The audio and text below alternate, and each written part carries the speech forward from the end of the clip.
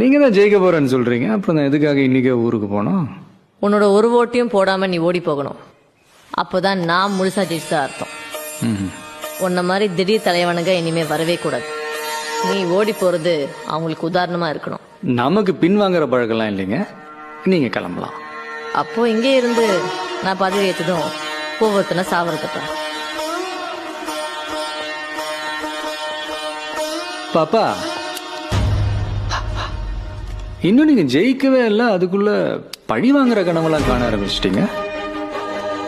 உங்க அப்பா மாசிலாம் பண்ணியிருக்காருல, எலெக்ஷன்ல ஜெயிச்சு பதவி பிரமாணம் செய்யறப்போ எம் மாசிலாமணி என்னும் நான் சொல்லும் போதே ஆப்பு வச்சவங்க நாங்க.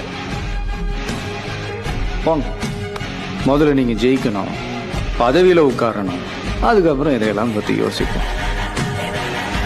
இன்னும் ஒரு நாள்ல என்னென்னலாம் மாறப்போகுதுன்னு ஓரமா எனக்கு வேடிக்கை மட்டும் பாருங்க. ஐ அம் a corporate criminal. நீங்க கருவிலே கிரிமினல்னு எனக்கு தெரியும். போலாம்.